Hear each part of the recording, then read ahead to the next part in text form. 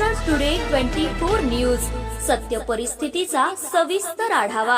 सत्ता कोणाच्या हाती, विजयाची पताका कोण फडकवणार, जनता कोणाच्या गळ्यात टाकणार विजयाची माळ, जनतेचं मत कोणाला।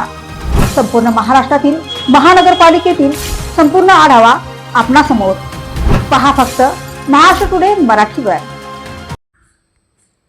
हिंगोली शहरातील गुटखा माफियांचे धाबे दणाणले, अवैध गुटखा साठ्यावर स्थानिक गुन्हे शाखेची सर्वात मोठी कारवाई। हिंगोली शहरात गुटखा माफिया यांच्या मुसक्या आवळल्या। आज दिनांक 4/1/2026 रोजी पोलीस निरीक्षक मोहन भोसले यांच्या मार्गदर्शनाखाली स्थानिक गुन्हे शाखेचे पथक हिंगोली शहरात पेट्रोलिंग करत असताना गुप्त माहिती मिळाली की रामलीला मैदान जवळील वस्तीतील घरामध्ये एका इसमाने अवैधरित्या गुटख्याची साठवणूक केलेली आहे।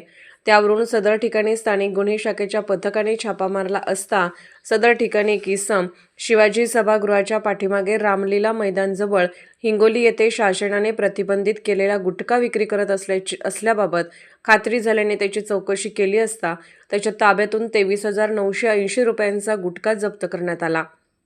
आरोपी विरुद्ध पोलीस स्टेशन हिंगोली येथे अन्न सुरक्षा अधिनियम अन्वये गुन्हा दाखल करण्यात आला आहे।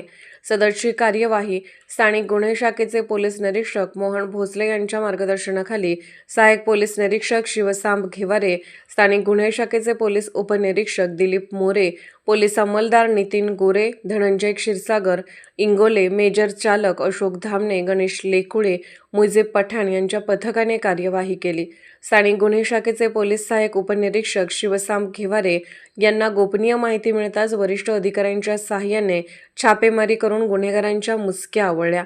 हिंगोली जिल्ह्यातील अवैध व्यावसायिकांच्या विरोधात नवनिर्वाचित पोलीस अधीक्षक व स्थानिक गुन्हे शाखेचे पोलीस निरीक्षक मोहन भोसले व सहाय्यक पोलीस निरीक्षक शिवशंभो वारे यांनी कोणत्याही राजकीय पक्षाच्या दबावाला बळी न पडता धडाकेबाज मोहीम राबवल्यामुळे अवैध व्यावसायिकांच्या मनात धडकी भरली असून त्यांचे धाबे दणाणले।